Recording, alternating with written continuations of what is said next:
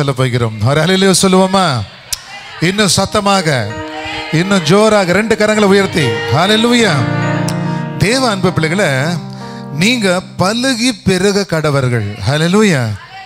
So ஆதியாகமம் 1ஆம் அதிகாரம் 22ஆம் வசனம், தேவன் அவைகளை ஆசீர்வதித்து நீங்கள் பலுகி பெருகி சமுத்திர ஜலத்தை நிரப்புங்கள் என்றும் பறவைகள் பூமியில் பெருக கடுவது என்று சொன்னார். அப்போ பலுகி பெருகணுமா?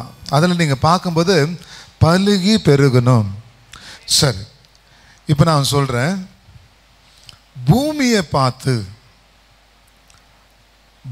பார்த்து ஆண்டவர் சொல்றார், பூமியில் வளருகிற செடியெல்லாம் பலுகி பெருகணும்.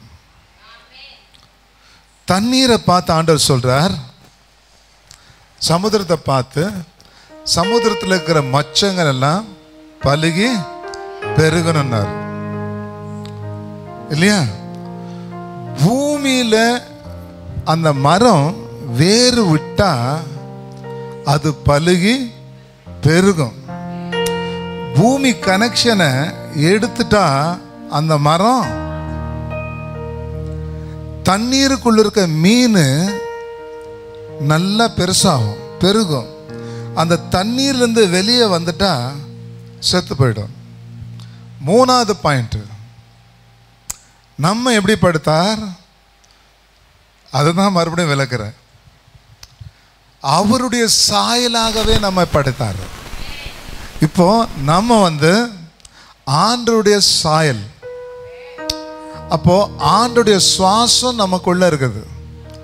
அப்போ ஆண்டவர்கிட்ட கனெக்ஷன் நம்ம இல்லாவிட்டா நீங்க வாழ்க்கையில பழக மாட்டீங்க, பெருக மாட்டீங்க, செத்தே போயிடுவீங்க. கைகளை தட்டுங்களேன்.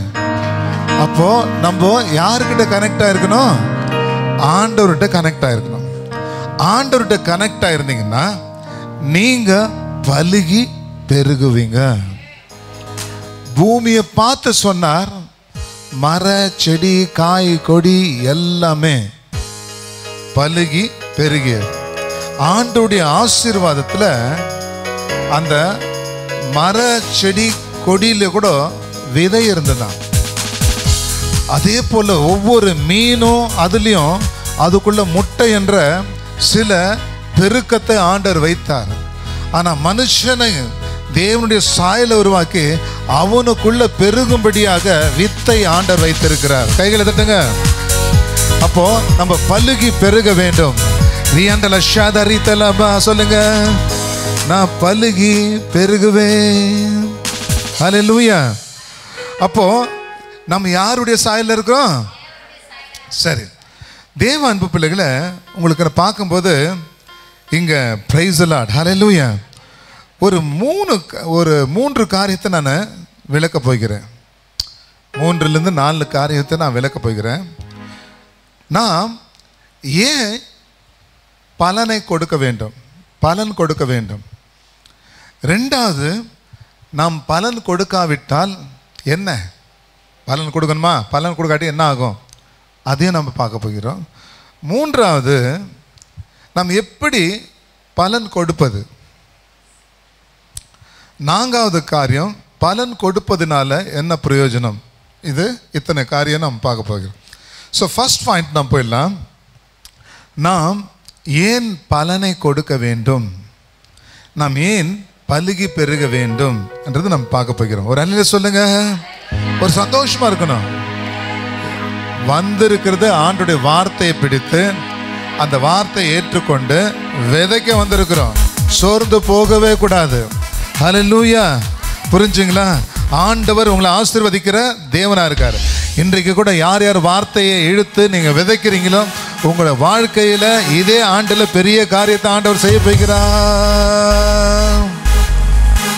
அப்போ தேவ அன்பு பிள்ளைகளே, ஏன் நாம் பலன் கொடுக்கணும், ஏன் நாம் பலன் கொடுக்கணும், bless you, bless you, ஏன் நாம் பலன் கொடுக்கணும். 1வது காரியம் பாருங்க, ஆதியாகமம் 1:28, பின்பு தேவன் அவர்களை நோக்கி, நீங்கள் பலுகி பெருகி பூமியை நிரப்பி அதை கீழ்ப்படுத்தி சமுத்திரத்தின் மச்சங்களையும் ஆகாயத்து பறவைகளையும் பூமியின் மேல் நடமாடுகிற சகல ஜீவ ஜந்துகளையும் ஆண்டு கொள்ளுங்கள் என்று சொல்லி தேவன் அவர்களை ஆசீர்வதித்தார். ஆமென் சொல்லுங்க. வசனத்தை வாசிக்க வாசிக்க மனப்பாடாயிடும். அந்த வசனத்தை தியானிக்க தியானிக்க எல்லா ஆசீர்வாதத்துக்கு பாத்திரமா நீங்க மாறுவீங்க. அப்போ ஏன்னா ஆண்டவருடைய ஆஜ்ஞை, இது என்னது? கட்டளை. நீங்க பலுக வேண்டும். bless you. நீங்க பலுக வேண்டும், பெருக வேண்டும். இது ஆண்டவருடைய கட்டளையா இருக்கிறது. சோ நீங்க பலுக வேண்டும், பெருக வேண்டும். நான் பலுகுகிறேன், பெருகுகிறேன். எல்லாத்தின் மேலையும், எல்லாத்தின் பூமியின் மேலே எல்லாத்தின் மேலையும் நான் அதிகாரம் கொள்ளுவேன். ஆமென் சொல்லுங்க. ஏனென்றால் நான் அப்பாவுடைய சாயலா இருக்கிறேன். எங்க அப்பா அவரை போல, என்னை போல அவர் இருக்கார், அவரை போல நான் இருக்கிறேன். ஆகவே எங்க அப்பாவுடைய பிள்ளை நான். அவர் தான் சகலத்துக்கும் அதிகாரி. நானும் அதிகாரம் கொள்ளுவேன். நான் அவருடைய பிள்ளை. நீங்க அறிக்கை பண்ணும்போது ஆண்டவர் பெரிய காரியங்கள் செய்வார். ஹல்லேலூயா. ஒரு ராஜா ஆகிறன்னா அவனுக்கு பட்டாபிஷேகம் பண்ணுவாங்க. அந்த பட்டாபிஷேகம் ஆனதான் அவன் ராஜா. அதே போல இந்த வார்த்தையை நீங்க அறிக்கை பண்ணும்போது தான் அதுக்குள்ள இருக்கிற ஆசீர்வாதம் உங்களுக்கு என்ன ஆகும்? வரும். ஹல்லேலூயா. பாருங்க தேவனுடைய அன்பு பிள்ளைகளை, யோவான் 15:16. ஹல்லேலூயா. ஆண்டவர் சொல்றார், நீங்க என்னை தெரிந்து கொள்ளவில்லை, நான் உன்னை தெரிந்து கொண்டேன். John chapter 15:16.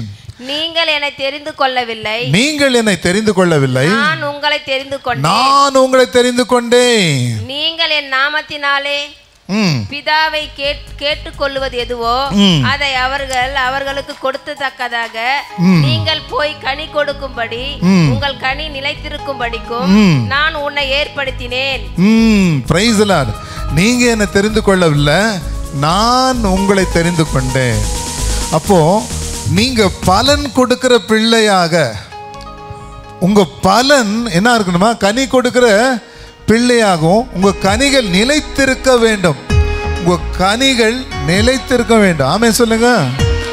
சம்பளம் வந்தா ஒரு 10 நாள் மட்டும் காசு இருந்துட்டு அப்புறமா அப்படின்னு கூடாது. எப்பவுமே உங்களுக்குள்ள நிரம்பி வழிகிற ஒரு பிள்ளையாக இருக்க வேண்டும். அப்போ பலன் கொடுக்க வேண்டும். ஆமென் சொல்லுங்க. You did not choose me, but I chose you. You did not choose me, I chose you. ஆண்டவர் சொல்றாரு, நீ என்னை தெரிந்து கொள்ளவில்லை, நான் உன்னை தெரிந்து கொண்டேன். எவ்வளவு நல்ல தேவன் பாருங்க. நீங்க எவ்வளவு அக்கிரமக்காரர் இருந்தாலும் ஆண்டவர் உங்களை தெரிந்து கொண்டார். அவர் தெரிந்து கொண்டதுனால இன்னைக்கு நீங்க இன்னும் ஜீவனா இருக்கிறீங்க. தேவ அன்பு பிள்ளைகளை, அவரை நீங்க நோக்கி பார்க்கும்போது உங்க வாழ்க்கையில அற்புதங்கள், அடையாளங்கள் ஆண்டவர் செய்வார். ஹல்லேலூயா. பாருங்க, கலாத்தியர் 5:22 பார்க்கும்போது, ஆவின் கனியோ அன்பு, சந்தோஷம், சமாதானம், நீடிய பொறுமை, தயவு, நற்குணம். நீங்க தேவனுடைய கனி கொடுக்கிறவங்க எப்படி இருக்கணுமா? ஆவின் கனி கொடுக்கிற ஒரு பிள்ளையா இருக்கணும். நிறைய பேர் பணத்தை சம்பாதிக்கிறாங்க, அவங்ககிட்ட அன்பு கிடையாது. அவங்ககிட்ட என்ன ஆகுது? இச்சை அடக்கம் இல்லை. அவங்ககிட்ட என்ன இருக்கும்? பிசாசின் கிரியை இருக்கும்.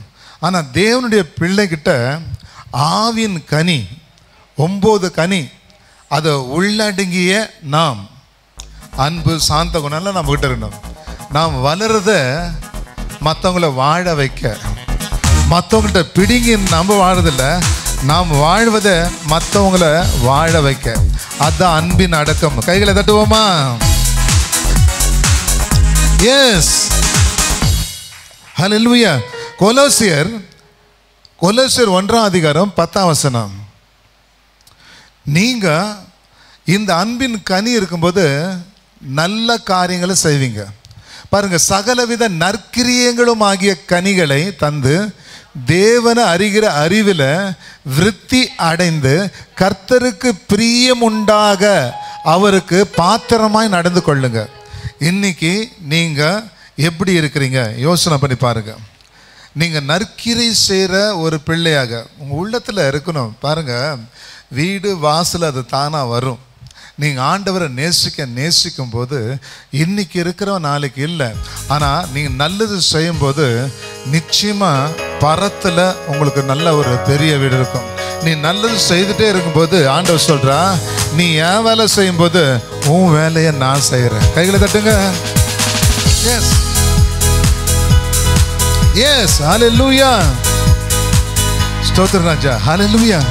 சரி, ஏன் நம்ம ஹல்லேலூயா பலன் கொடுக்கணும்? நம்ம ஏன் பலன் கொடுக்கணும்? இது தேவனுடைய இச்சை, கட்டளை. நாம் பலன் கொடுக்கணும். சொல்லுங்க, நாம் பலன் கொடுக்கணும். இப்போ கல்யாணம் ஆயிட்டு பிறகு ஒரு பெண் பிள்ளை பெறாவிட்டால் அவள் சுமங்கலின்னு சொல்லுவாங்களா, பாக்யவதின்னு சொல்லுவாங்களா, இல்லை அந்த அம்மா பேர் மீனான்னு சொல்லுவாங்களா? இது மூன்றுமே சொல்ல மாட்டாங்க, மலடின்னு சொல்லுவாங்க. என்னன்னு சொல்லுவாங்க? மலடின்னு சொல்லுவாங்க. அதே போல் ஒரு மரமாகட்டும் செடி ஆகட்டும் பலன் கொடுக்காவிட்டால் அதை கூட ஒன்றுத்துக்கும் உதவாத மரம் தான் சொல்லுவாங்க.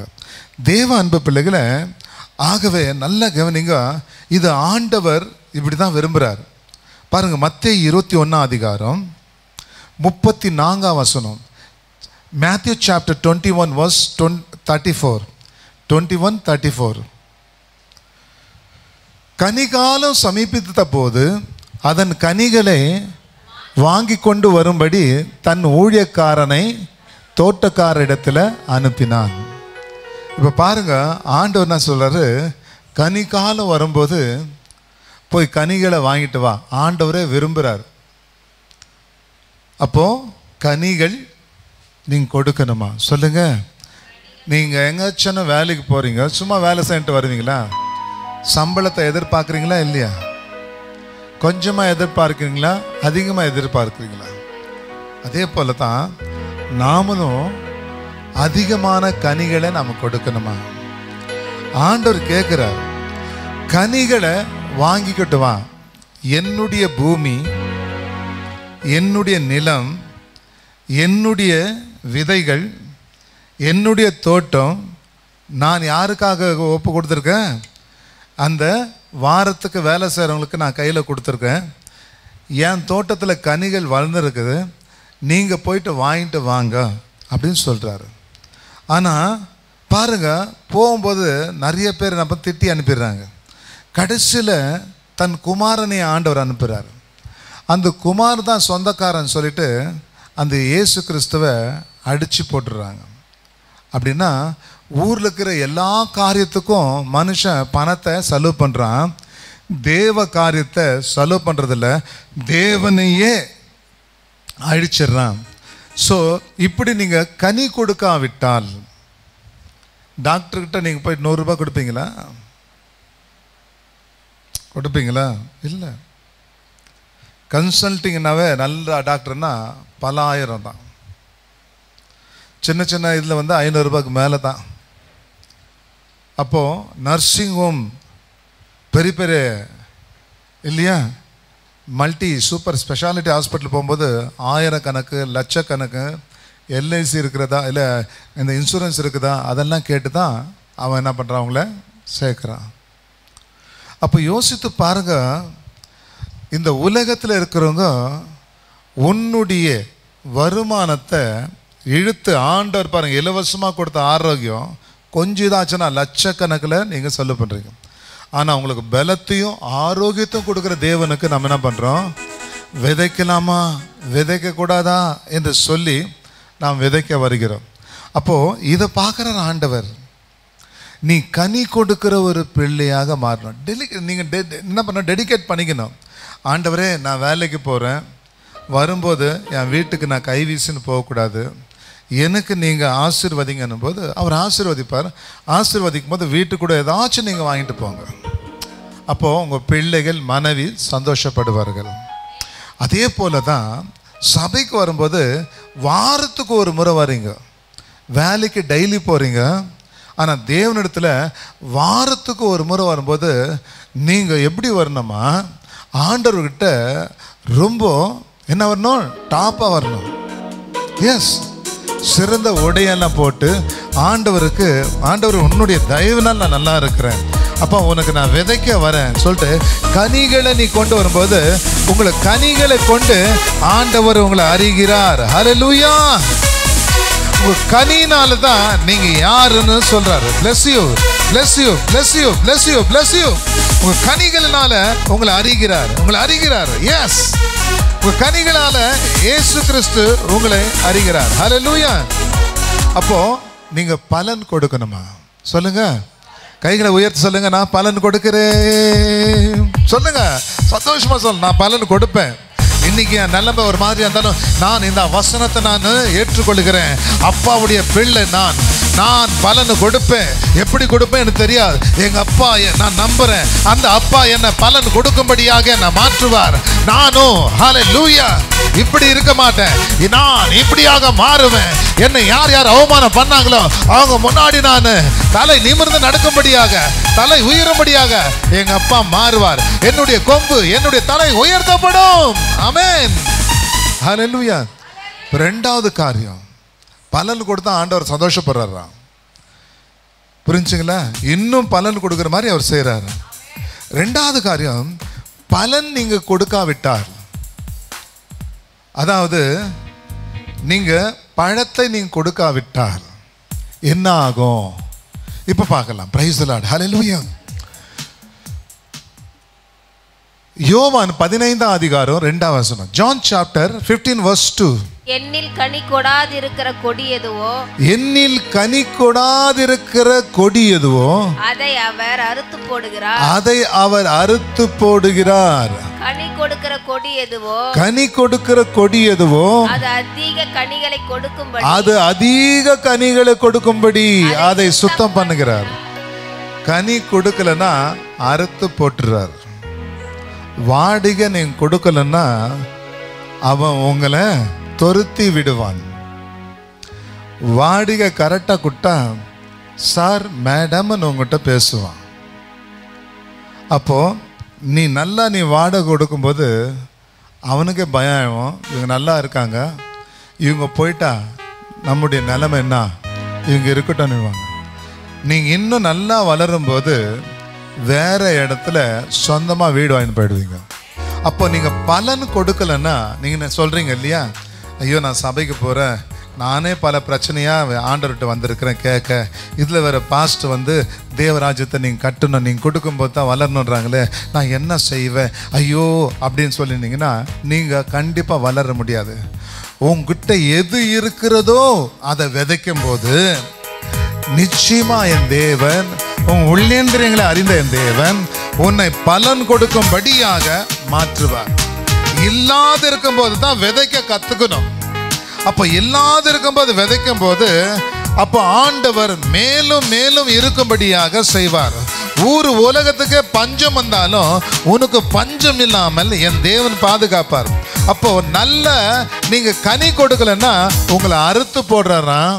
கனி கொடுத்தா இன்னும் அதிக கனிகளை கொடுக்கும்படியாக. நான் சொல்லல, வேதம் சொல்லுகிறது. கனி கொடுக்காவிட்டா கட் பண்றாரு, கனி கொடுத்தா இன்னும் அதிகமான கனி கொடுக்கும்படி. அதனால தான் அல்லத கடைக நீரு வருவது. யாரு கொடுக்குறானோ அவனுக்கு வந்துட்டே இருக்கும். ஆமென் சொல்லுங்க. நம்ம கொடுக்கிற ஒரு பிள்ளையா இருக்கணும்.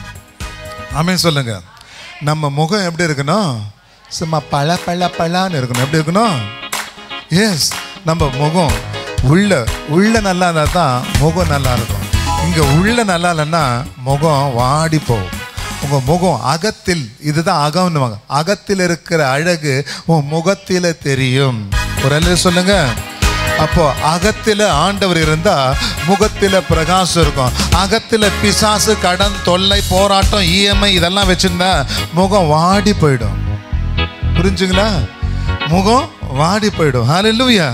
ஸோ ஏன் நீங்க பலன் கொடுப்பதில்லை? ஏன் நீங்க பலன் கொடுக்கறதுனா, நீங்க பிசாசுக்கு இடம் கொடுத்துட்டா நீங்க பலனை கொடுக்க முடியாது. ஏதேன் தோட்டத்தில் ஆண்டவர் ஆதாம் ஏவாளுக்கு ஒரு குறை இல்லாமல் வச்சாரா இல்லையா? ஆனால் ஒரு வார்ன் பண்ணுதார், அந்த பழம் மட்டும் சாப்பிடாதுப்பா, மிச்சம்லாம் ஜாலியாரு அப்படின்னு சொன்னார். அப்போது ஆதாம் இல்லாத நேரத்தில் பிசாசு வரான். ஏவால, மேடம் மேடம் நான் சொல்கிறது கேளுங்க, பழத்தை சாப்பிடக்கூடாதுன்னு ஆண்டவர் சொன்னார். அவனுக்கு தெரியல எந்த பழம்னு கூட, பழத்தை சாப்பிடக்கூடாதுன்னு ஆண்டவர் சொன்னார். அப்படி கேட்குறான். ஆமாம், ஆண்டவர் சொன்னார் எல்லா பழத்தை சாப்பிடலாம், அது அந்த மரத்தில் இருக்கிறது மட்டும் சாப்பிடு. அது தெரிஞ்சிச்சு, ஓ இந்த மரத்தில் தானே, இந்த மரத்தில் இருக்க பழத்தை நான் பழபழக்க வைக்கிறேன். புரிஞ்சுங்களா? நீங்கள் பழபழான்னு இருந்தனா ஆண்டோடைய ஆசீர்வாதம் உங்கள் மேலே. யோபு ஜெபித்து இருந்ததுனால அவன் வீடு சுற்றிலும் பழபழான்னு இருந்தது. பழபழான்னு இருந்தால் பிசாசுக்கு தெரியாது. புரிஞ்சுங்களா? நீங்கள் ஆண்டவருக்குள்ளே இல்லைன்னா பிசாசுக்கு இல்லைன்னா தெரியும். இப்போ இவன் என்ன பண்ணுறான், அந்த பழத்தை பழபழக்க வைத்து சொல்கிறான், நீ தேவனுடைய குமாரனா இருந்தா இந்த பழத்தை என்ன பண்ணு,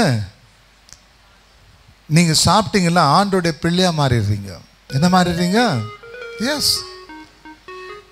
அப்போ இந்த பழத்தை நீங்கள் சாப்பிட்டா நீங்களே தேவனா மாறிடுறீங்கன்றாங்க. இயேசுகிட்ட வேற மாதிரி பேசினான் அவன். இங்க என்ன சொல்றான், நீங்க இந்த பழத்தை சாப்பிட்டா கடவுளாக மாறுறீங்கன்றான். அவன் சாப்பிட்றான், ஆதாமும் சாப்பிட்றாங்க.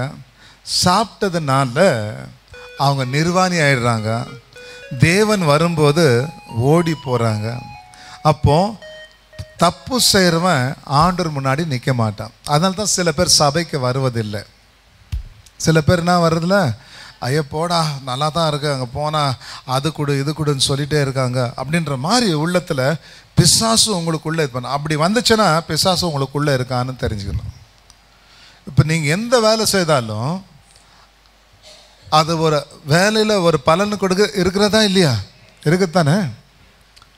அப்போது நீ ஆண்டவர்கிட்ட வரும்போது இவ்வுலகத்தின் காட்டிலும் அவரை நம்ம நேசிக்கிற பிள்ளையாக இருக்கணும். அப்போ தான் நீங்கள் இந்த உலகத்தை மேற்கொள்ள முடியும். புரிஞ்சுங்களா? இங்கே நீங்கள் நல்லா பாருங்கள், ஆதாம் ஏவாள் ஆண்டவருக்கு இடம் கொடுக்காததுனால அவங்க நிர்வாணி ஆகிறாங்க. ஆண்டவர் வந்தால் ஓடுறாங்க, ஆண்டவர் அவங்க துரத்தில் அவங்க தான் ஓடுறாங்க. அப்போது பாவம் அவங்க மேலே இருக்கிறதுனால ஆண்டவருடைய ஆசீர்வாதம் நிலைக்கப்படலை. அதனால தான் ஏதேன் தோட்டத்திலேருந்து அவங்க வெளியேறப்பட்டாங்க. எப்போ நீ தேவனுக்கு இடம் கொடுக்கறதுலையோ பிசாசு உங்களுக்குள்ள பல பிரச்சனைகளை கொண்டு வருவான். ஊரில் இருக்கிறதுக்கெல்லாம் கணக்கு பார்க்கறது இல்லையா மனசு, இந்த மனசு நல்ல மனசு, ஊரில் இருக்கிறதுக்கெல்லாம் கணக்கு பார்க்காது. ஆனால் ஆண்டவருக்கு மட்டும். உங்கள் பிள்ளைங்களுக்கு சோறு போகிறது நீங்கள் கணக்கு பார்க்குறீங்களா?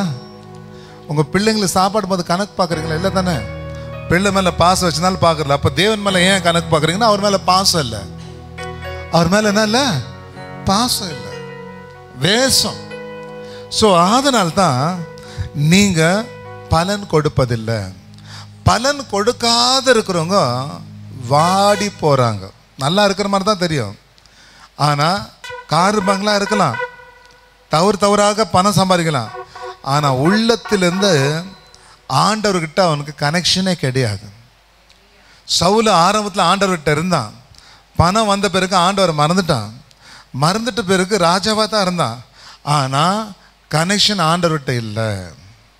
கடைசியில் என்ன ஆகிட்டான், ஆண்டவர் பேசுவாங்களா, அவனுக்கு நிறைய பிரச்சனைகள் பெலிஸ்தரெல்லாம் சுற்றி வளைச்சிட்டாங்க. ஆண்டவர் பேசுவாங்களான்னு சொல்லிட்டு ஆண்டவரை நாடி போனால் ஆண்டவர் பேசலை. சொப்பனத்தில் ஆண்டவர் பேசுவாரான்னு பார்க்கும்போது சொப்பனத்தில் பேசலை. உரிமையில் ஆண்டவர் பேசுவாரா அப்படின்னு பார்க்கும்போது உரிமையிலும் ஆண்டவர் பேசலை. இந்த உரிமை பற்றி தெரியும்னாக்கா, கடந்த வாரத்தில் நான் ஒரு கன்னடத்தில் ஒரு யூடியூப்பில் போட்டிருக்கேன். கர்த்தர்கிட்ட எப்படி நம்ம சுலபமாக பேசுறது அப்படின்றது நான் போட்டிருக்கேன். அதை பார்த்து கமெண்ட் பண்ணிங்க. அப்போது அவங்ககிட்ட எதுலேயுமே ஆண்டவர் பேசலை. கடைசியில் அவன் என்ன பண்ணுறான், மந்திரவாதிக்கிட்ட போயிடுறான். மந்திரவாதிக்கிட்ட போகிறதுனால லாஸ்ட்டில் அவனால் ஜெயிக்க முடியல, ஒன்றும் இல்லை. அப்புறமா அவன் யுத்தத்துலேயும் ஆகட்டும் எல்லாத்துலேயும் ஆகட்டும் அவன் எல்லாமே பின்னடைஞ்சு கடைசியில் அவனே தற்கொலை செஞ்சுக்கிறான். இது ரொம்ப கேவலம். தற்கொலை கோழை தான் செய்வாங்க. அப்போ பாருங்க, அவன் ஒரு வீரனாக இருக்கிறவன் ஆண்டவர்கிட்ட கனெக்ஷன் இல்லாதனால வியாதிகள், போராட்டங்கள், நிந்தைகள் வரும். நல்லா பாருங்க, ஆண்டவர்கிட்ட கனெக்டாக இருக்கிறவங்களுக்கு நோய் வராது. இப்போ நான் எடுத்துங்க, ஓடிட்டே இருக்கிறேன் பாருங்க, ஓடிட்டே இருக்குண்ணா இல்லையா? என் காலில் 65 ஸ்டிச்சஸ் இருந்தாலும் ஓடிட்டே இருக்கேன். நல்லா சாஃப்ட் ஸ்பாட்ஸ் வீட்டில் இருக்காங்க பாரு, அவங்களுக்கு கால் வலி. என்ன வலி? கால் வலி. ஏன்னா நீ ஆண்டவருக்காக ஓடும்போது நீ பலன் அடைகிறாய், நீ பலன் கொடுக்கிறாய். இதுதான் ஆண்டவரோடு கூட நீ ஐக்கியமா இருக்கும்போது நீ பலன் கொடுக்கிறாய். நீ பலன் கொடுக்காவிட்டால் நீ காய்ந்து போவாய். ஆண்டவர் அறுத்து போடுறார், நான் சொல்லலப்பா, இங்க வேத வசனம் சொல்றது. நீ பலன் கொடாவிட்டால் உன்னை நான் அறுத்து போடுறேன். நீங்களே நினைச்சுங்க, ஒரு கார் வாங்கிட்டு காரில் உக்காந்துட்டு ஏசியும் ஆன் ஆகிடுது ஜம்முன்னு, நீங்கள் ஓட்டும் போது ஸ்டார்ட் ஆகுது, முன்னாடியே போகிறது இல்லையா, அங்கேயே இருக்கிறான் குர்ருன்னு, அங்கேயே நீங்கள் கீக்கி நச்சுந்தா உள்ளே இருக்கிற மனைவி பிள்ளைங்கள்லாம் என்ன பண்ணுவாங்க, பொம்மை காரை வச்சுட்டு எங்களை நீ இது பண்ணுற, பொம்மை காரு கூட முன்னாடி போகுது, உன் காரு போகிறதே இல்லை, இது காரா இது டப்பான்னு சொல்லிட்டு காரியத்தை போட்டு போயிடுவாங்க. கரெக்டுங்களா இல்லையா? அது போல் நாம் இருக்கக்கூடாது. புரிஞ்சுங்களா? அல்லேலூயா. ஸோ போகிறப்ப போகணும், நிற்கிறப்ப நிற்கணும், வேகமாக போகிறப்ப வேகமாக போகணும், நிதானமாக போகிறப்ப நிதானமாக போகணும். எல்லாம் கண்ட்ரோலும் ஆண்டவர் அந்த காரில் வச்சுருக்காருன்னு வச்சுங்க. அதுபோல் நம்ம நடந்துக்கணும். ஸோ நாம் கனி கொடுக்காவிட்டால் காஞ்சி போயிடுவோம். சரிங்க? நிறைய பேர் பாருங்க ஆஸ்பத்திரியில் இருப்பாங்க, அவங்கெல்லாம் ஆண்டவர்கிட்ட கனெக்ஷன் இல்லை. ஊரில் இருக்கிற எல்லா வட்டிக்காரங்கிட்ட கனெக்ஷன் இருக்கும். ஸோ அதனால தான் அவங்க ஆஸ்பத்திரியில் போராடி கொண்டு இருப்பாங்க. ஹல்லேலூயா. ஸோ ஆகவே தேவனுடைய அன்பு பிள்ளைகளை, நீங்கள் கனி கொடுக்கிற ஒரு பிள்ளையாக மாறணும். தேவன் கனி கொடுக்கும்போது உங்களை ஆசீர்வதிக்கிறார். அப்படின்னா எப்படின்னு பார்க்கலாமா? யாருமே சொல்லாதது இன்னைக்கு நான் உங்களுக்கு கொஞ்சம் சொல்கிறேன். ஹல்லேலூயா. ஏசாயா 5ஆம் அதிகாரம் 1 முதல் 6 வசனத்தை வரைக்கும் நம்ம வாசிக்கலாம். திராட்சை செடிகளை நட்டு அதன் நடுவில் ஒரு கோபுரத்தை கட்டி அதில் ஆலயம் உண்டு பண்ணி அது நல்ல திராட்சை பழங்களை தருமாறு காத்திருந்தார். இப்போ என்ன பண்ணாராம், ஒரு மேடை சுத்தம் பண்ணி வேலி அடித்து அந்த தோட்டத்தில் கல் இல்லாதபடி எல்லாம் எடுத்து திராட்சை செடியை போட்டாராம். என்ன போட்டாராம்? நட்டாராம். நட்டு அவர் என்ன பண்ணாராம், அதில் அது நல்ல திராட்சை பழங்களை தருமாறும் காத்திருந்தார். அதுவோ கசப்பான பழங்களை தந்தது. அது நல்ல திராட்சை பழங்களும் தருமாறு நான் காத்திருக்க அது கசப்பான பழங்களை தந்தது என்ன? அது நல்ல திராட்சை செடி கொடுக்கட்டும் தான் காத்திருக்காரு. அது கசப்பான திராட்சை செடி கொடுத்தப்ப பழம் கொடுத்தாக்கா என்ன பண்ணுவார் ஆண்டவர்? இப்போ பண்ணுறாரு பாருங்க, இப்போ சூடுங்க. சரி, இப்பொழுது நான் என் திராட்சை தோட்டத்துக்கு செய்வதை உங்களுக்கு அறிவிப்பேன், அதன் வேலியை எடுத்து போடுவேன். இப்போ பாருங்க, வேலியை எடுத்து போடுறார். வேலி என்றது ஆரோக்கியத்துக்கு சமம். நீங்கள் ஆண்டவர்கிட்ட ஐக்கியமாக இல்லை. அந்த பெரிய பெரிய பணக்காரன்கிட்ட பணம் இருக்கும், ஆனால் ஆரோக்கியம் இருக்காது. ஆனால் நம்மக்கிட்ட பணம் இருக்காது, ஆனால் ஆரோக்கியம் நல்லா இருக்கும். கையில் தட்டுங்க. அப்போ பணத்தை காட்டிலும் ஆரோக்கியம் ரொம்ப முக்கியம்டா. அப்போ ஏன் நான் பணக்காரனாகல? நாம் ஆண்டவருக்குள்ளே இருந்தாலும் ஆண்டவர் சரியாக கொடுக்குறல. ஆண்டவர் கொடுக்கும்போது பணக்காரனாவும் ஆண்டு மாற்ற மாட்டேன். ஆமாம் சொல்லுங்க. அப்போ வேலியை எடுத்து போடுவேன், உங்களுக்கு அறிவிப்பேன். வேலியை எடுத்து போடுவேன், அது மேய்ந்து போடும். அதன் அடைப்பை தகர்ப்பேன், அது மிகவும் மிதி உண்டு போகும். வேலி எடுத்துட்டால பல மாடுகள் பல ஆடுகள் எல்லாமே வந்து என்ன பண்ணும், அந்த தோட்டத்தை நாசப்படுது, மிதிச்சிடும். யானை கூட வந்துடும். மேல் மழை பெய்யாதபடி மேகங்களுக்கு கட்டளையிடுவேன். அதனால தான் நான் என்ன வேலை செய்தாலும் உருப்படுறதே இல்லை ஐயா. எங்கே போனாலும் நீங்கள் வளருதே இல்லை. புரிஞ்சுங்களா? ஆண்டவர் எவ்வளோ கிளியராக சொல்கிறார். ஒரு கைகளை தட்டுங்களேன் இல்லையா? அப்போது ஆண்டவர்கிட்ட உள்ள ஒரு கனெக்ஷன் நல்லா இருக்கு. நீங்கள் கனெக்ஷன் ஆண்டவர்கிட்ட இல்லைன்னா, அதான் சொல்கிறது, கொஞ்சத்தில் உண்மையாக இருக்கும்போது உன்னை அநேகத்துக்கு அதிகாரியாக மாற்றுவார். அப்போது கனிகளை நீ கொடுக்காவிட்டால் உனக்கு வேலி எடுத்து போட்டுருவார்.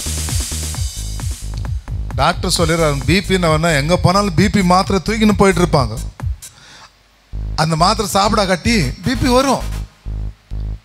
ஆனால் நான் ஆண்டவருக்கு நீ எப்பவுமே டையப்பாக இருந்தால் எந்த வியாதியும் உனக்கு வராது.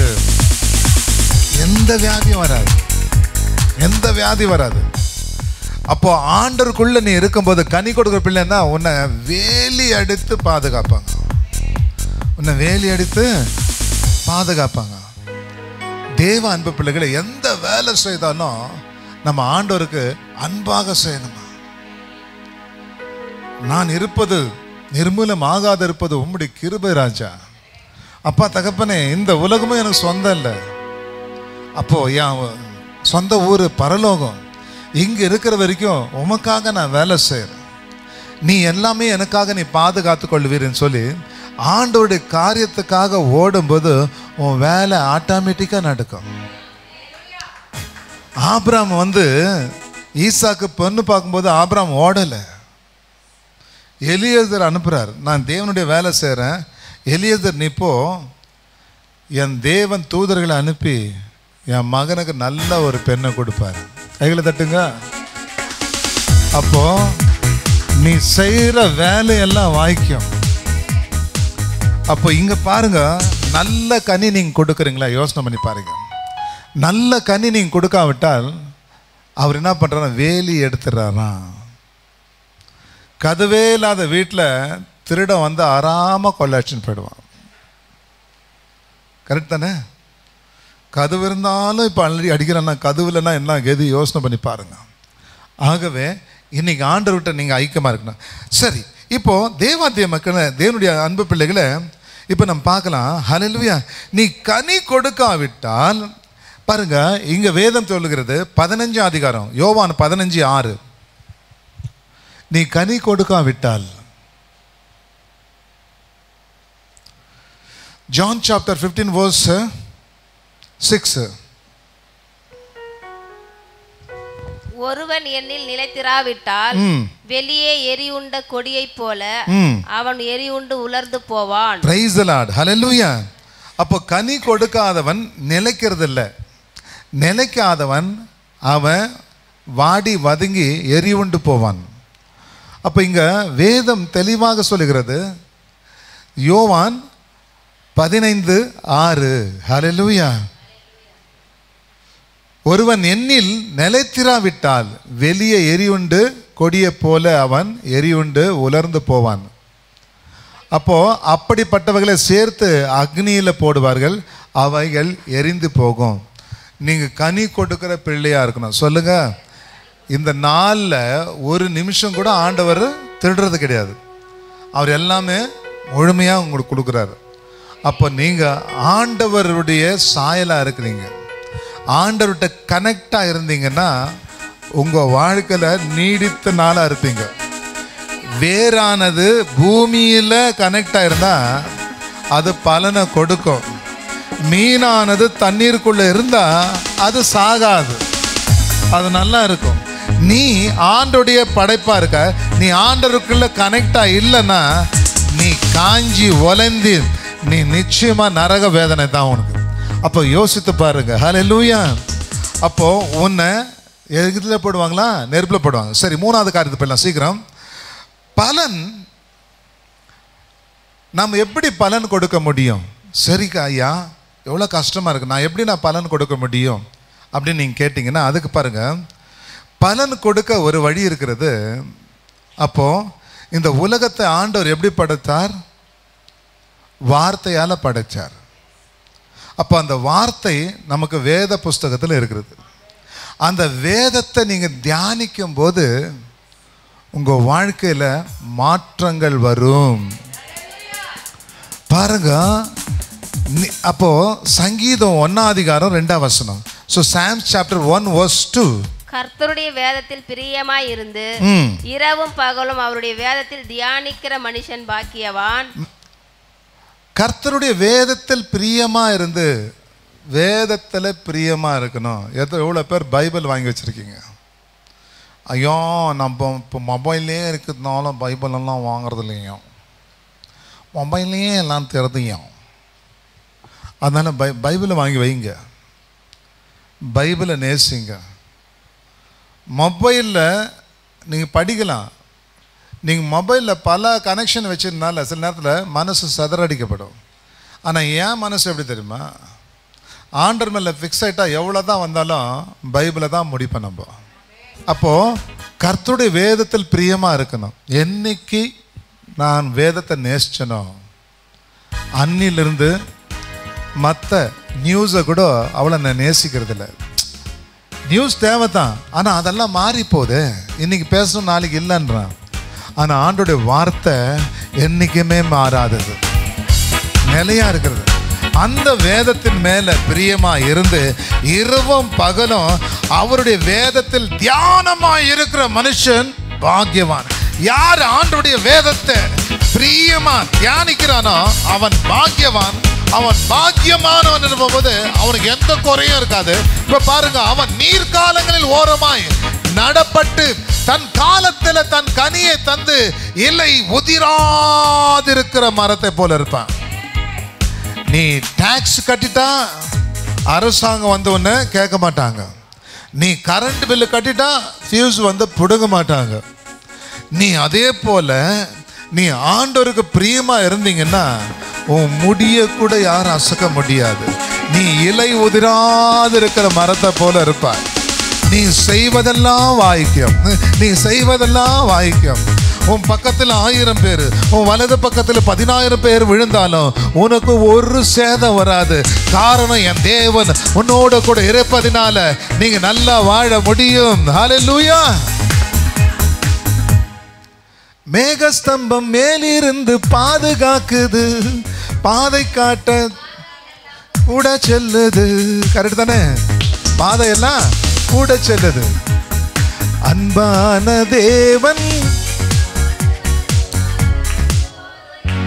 நீ வேதத்துல பிரியமா இருந்தனா நீ பலன் கொடுக்க முடியும். பைபிளை நீங்க விசுவாசிப்பீங்க.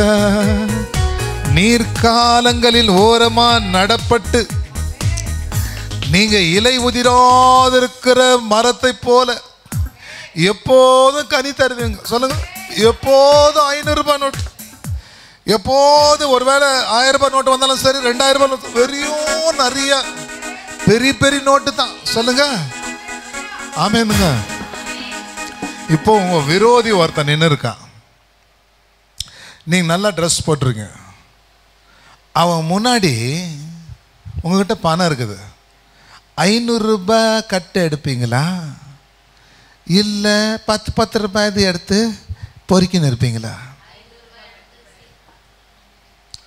ஒருவேளை நீ 10 எடுத்து நீ வச்சுருந்தா அவன் என்ன பண்ணுவான்? 100-200 ரூபாய் கட்டு எடுத்து அப்படி காய்க்குவான். பிச்சைக்காரன் கூட வாங்க மாட்டான் அவன் பைசா அப்படின்னு சொல்லிட்டு எப்படின்னுவான். அதுவே நீங்கள் 500 ரூபாய் நோட்டு எடுத்து நீ கட்டு காமிச்சுன்னா வாய பொலப்பான். என்ன பொலப்பான்? நீ யாரு புள்ள? பணக்காரனுடைய பெரிய பணக்காரன். இந்த பணக்காரெல்லாம் மாறிடுவான், ஆனா அவர் மாற மாட்டார். அவருடைய பிள்ளை. எப்போ வேதத்தை நேசிக்கிறாயோ உங்கிட்ட இலை உதிராது இருக்க பரத்தை போல நீ இருப்பாய். நீ செய்வதெல்லாம் வாய்க்கும். ஹல்லேலூயா, ஹல்லேலூயா. அப்போ தேவனுடைய அன்பு பிள்ளைகளை, நாலாவது காரியம் என்ன சொன்ன? நீங்க பலன் கொடுப்பதினால என்ன பிரயோஜனம்? நீங்க பலன் கொடுப்பதினால என்ன பிரயோஜனம்? ஹல்லேலூயா. பாருங்க, யோவான் 15:4 அதை எடுத்துக்கொள்ளலாம். John chapter 15 verse 4. அப்ப என்னில் நிலைத்திருங்கள், நானும் உங்களில் நிலைத்திருப்பேன். கொடியானது திராட்சை செடியில நிலைத்திராவிட்டால் அது தானாய் கனி கொடுக்க மாட்டாதது போல நீங்களும் என்னில் நிலைத்திராவிட்டால் கனி கொடுக்க மாட்டீங்க. அப்போ நீங்க பலன் கொடுக்கும்போது, இப்போ மரத்தில் நிறைய பழம் இருந்தால் என்ன பண்ணுவாங்க? குருவி பறவைகள் எல்லாமே வரும். வெறும் குருவி பறவைகள் மாத்திரம் இல்லை, மனிதனும் வருகிறான். எல்லாரும் வருவாங்க. ஆசீர்வாதம் எல்லாருக்கும் உதவும். பணம் எல்லாருக்கும் நீங்கள் கொடுக்க முடியும். பணத்தை மட்டும் நீ கீழ் ஜாதியாக இருந்தாலும் மேல் ஜாதி வேணான்னு சொல்ல மாட்டான். சொல்லுவானா? சொல்லவே மாட்டான். வாங்கிக்குவான். அதே நீ எதனா சாப்பாடோ இல்லை எதாவது நீ தொட்டு கொடுத்தா அது வாங்க மாட்டான். அதே பணம் கொடுப்பார், லபக்குன்னு வாங்கிக்குவான். என்ன வாங்குவான்? வாங்கிக்குவான். ஹல்லேலூயா. அப்போ பணம் உன்னை மேல் எடுத்து கொண்டு வரும். பணம் மற்றவங்களுக்கு நீ கொடுக்க உன் தரம் உயரும். பணம் கொடுப்பதினால் பாருங்க, ஜாதி மதங்கள் எல்லாம் அதை நீக்கி அது மேலே கொண்டு வரும். அப்போ நீங்கள் பலன் கொடுக்கும்போது ஜாதி மதங்களை கூட உன்னால் உடைக்க முடியும். மற்றவன் என்ன பண்ணுறான்? பணத்தை வச்சு மற்றவங்களை வஞ்சிக்கிறான். நீங்கள் உங்ககிட்ட இருக்கும்போது பணத்தினால எல்லாரையும் நீங்கள் அன்பாக பார்த்து நீங்கள் அன்பை சம்பாதிக்கிறீங்க. ஹல்லேலூயா. பணம் எல்லாத்தையும் உடைக்கும். பணம் சகலத்தையும் ஜெயித்து உன்னை முன்னுக்கு கொண்டு வரும். அப்போ நீ பலன் கொடுக்குற ஒரு பிள்ளையாக மாறணும். பலன் கொடுக்க என்ன வழி? வேதத்தை தியானிக்கணும் இரவும் பகலும். அப்போ வேதத்தை நீ தியானிக்கும் போது நீ பலன் கொடுக்க முடியும். சொல்லுங்க, நான் வேதத்தை தியானிக்கிறேன் அப்பா, எனக்கு நீங்கள் பலன் கொடுங்கன்னும் போது ஆண்டவர் உங்களை ஆசீர்வதிப்பார். ஹல்லேலூயா. ஆமென் சொல்லுங்க. வீட்டுக்கு போனால் ராஜாவாக இருக்கணும், நீங்கள் ராணியாக இருக்கணும். அதை வெளியே போனாலும் ராஜாவாக இருக்கணும், ராணியாக இருக்கணும். எங்கே போனாலும் உன் தலை உயர்த்தப்படணும். இதுக்கு நீ பலுகி பெருகணும்னு தான் ஆண்டவர் ஆசைப்படுறாரு. அவர் எப்படி ஆசைப்படுறார்? வானத்துக்கு கீழே பூமிக்கு மேலே நீ பலுகி மெலுகி பலுகி பெருக வேண்டும். நீ பலுகி பெருகணும். நீயோ ஹல்லேலூயா. என் தேவன் மட்டும் மறக்கவே மாட்டாங்க. அவர் முன்னாடி உம்முன்னு இருக்கக்கூடாது, ஜம்முன்னு இருக்கணும். விரோதியை பார்த்தவன்னா உங்களுக்கு என்ன, அது வீரம் வந்துடுது. அவன் முன்னாடி நான் எப்படி நல்லா நிற்கணும். ஆனால் ஆண்டவருடைய பிள்ளை நீங்கள் இல்லையா? விரோதிக்கே கஷ்டம் வந்தாலும் பணத்தை தூக்கி அப்படி போட்டு, நண்பா நீ என்ன விரோதமாக நினைக்கலாண்டா, நான் உன்னை நண்பனாக தான் நினைக்கிறேன் அப்படின்னு சொல்லும்போது நிச்சயமாக அவன் உயிரோடு இருந்தாலும் செத்தது தான் காணும். காரணம் உன் தலையை ஆண்டவர் உயர்த்துவார். ஒரு அல்ல சொல்லுங்க. ஹல்லேலூயா. அப்போ நீ நல்லது செய்தா என்ன ஆகும் தெரியுமா? இப்போ ஒரு வசனம் சொல்றேன் பாருங்க, இது கெட்டியா பிடிச்சுங்க. 92வது சங்கீதம் 14:15. அவர்கள் முதிர் வயதானாலும் கனி தந்து புஷ்டியும் பசுமையா இருப்பார்கள். எப்படி இருப்பாருங்க? கனி கொடுக்குறவன் வயசானாலும் மதிப்பு ஜாஸ்தியாகின்னு இருக்கும். ஏன்னா அவங்கிட்ட இருக்க பலன். வாலிபன் கூட அவங்ககிட்ட பணம் இருந்தால் அவன் பார்த்து பயப்படுவான். ஆமென் சொல்லுங்க. சும்மா நல்லா சாப்பிட்டு பசி கஷ்டம் இப்போ நல்லா இருந்துட்டு வயசாக இப்படி பார்த்தோன்னா வாலிபம் கூட யாரும் மதிக்க மாட்டானுங்க. எல்லாரும் மதிக்கணும்னா நீ பலன் கொடுக்கணும். தேவ அன்பு பிள்ளைகளை நீங்கள் பலன் கொடுக்குற ஒரு பிள்ளையை பாருங்க. உங்கள் வியாதிகளும் பலவீனங்களை பார்த்து என்னால் முடியலன்னு சொன்னால் இன்னும் வியாதி நீங்கள் வாழ்த்துறீங்கன்னு அர்த்தம். என்னால் முடியல ஐயா, நான் வியாதியாக்குறேன்னு சொன்னால் வியாதி அப்படியே தான் இருக்கும். என் தேவன் பெரியவர். அவர் சிலுவையில் எல்லாமே முறியடித்தார். அவர் ஆசீர்வாதம் என் மேலே, நான் ஒருபோதும் வெட்கப்படுவதில்லை அப்படின்னு நீங்கள் சொல்லும்போது உங்கள் தலை உயர்த்தப்படும். பிசாசு ஓடிடுவான். கர்த்தர் உனக்குள்ள பெரிய காரியத்தை செய்வார். நீ முதிர் வயதானாலும் மற்றவங்கிட்ட கையை நீ ஏந்த மாட்ட. நீ புஷ்டியா இருப்பாய், நீ பசுமையா இருப்பாய். எல்லாரும் உன்னிடத்துல வருவாங்க. அதுதான் ஆசீர்வாதம். நீ பலுகி பெருகணும். அதுதான் ஆண்டவர் விரும்புகிறார். ஹல்லேலூயா. புரிஞ்சுங்களா? பலன் குன்றி போலாம், ஆனா ஆண்டவர் இருக்கும்போது நீ பலசாலியா தான் இருப்பாய். ஸோ கர்த்தர் உன்னோட கூட இருந்தா உன் முடிய கூட யாரும் அசைக்கவே முடியாது. Today you declare this. நாங்கள் காரியத்தை சொன்னேன். ஹல்லேலூயா. ஒன்றாவது சொல்லி நான் சீக்கிரம் முடிக்கிறேன். ஆயிடுச்சு. ஹல்லேலூயா. ஒன்றாவது பார்க்கும்போது நாம் ஏன் பலன் கொடுக்கணும்? இது ஆண்டவருடைய கட்டளை, விருப்பம். நீ பலன் கொடுக்கணும், நீ வெறுமையாக இருக்கக்கூடாது. ஹல்லேலூயா. ரெண்டாவது காரியம் பார்க்கும்போது ஹல்லேலூயா இல்லைங்களா, பலன் கொடுக்காவிட்டால் நீ வாடி போவாய். நீ வாடி போவாய் பலன் கொடுக்காவிட்டால். சர்ச்சுக்கெல்லாம் வர ஜாலியாக தான் இருக்க மாதிரி தான் தெரியும், ஆனால் பார்க்கும்போது பெரிய வியாதியோ பெரிய நஷ்டத்துக்கு ஆகிடுவீங்க நீங்கள். நீ வாடி போவாய். மூன்றாவது காரியம், எப்படி நாம் பலன் கொடுப்பது? வேதத்தை தியானிக்கும் போது நீ பலன் கொடுக்க முடியும். நீர்காலின் ஓரத்தில் நடப்பட்ட செடிகளை போல இருப்ப. நாலாவது காரியம், பலன் கொடுப்பதினால என்ன பிரயோஜனம் போது மற்றவங்க முன்னாடி உன் தலை உயர்த்தப்படுகிறது. பலன் கொடுப்பதினால ஹல்லேலூயா, நீ முதிர் வயதானாலும் உன்னை யாரும் அசைக்கவே முடியாது. ஹல்லேலூயா. பலன் நீ கொடுப்பதனால எல்லாரும் உன்னை நாடி தேடி ஐயா அம்மா அப்படின்னு சொல்லிட்டு உங்களை கனத்தோடு உங்களை இறைவனுக்கு ஒப்பாவிட்டு பார்ப்பாங்க. ஏன்னா நீ இறைவனுடைய பிள்ளை, அவருடைய சித்தத்தின் போல நீ சேர்றதுனால உன்னை இறைவனின் பிள்ளையா பார்ப்பாங்க. தெய்வமே சொல்லிடுவாங்க. பிக்சர்லாம் பார்த்து தெய்வமே சொல்றாங்க இல்லையா, அது தவறாக இருந்தாலும் நல்லது செய்யும்போது அது ஒப்பிடுறாங்க அவங்க. ஸோ கர்த்தருடைய பிள்ளையா இருக்கும்போது உங்களை தேவனுடைய பிள்ளைன்னு சொல்லுவாங்க.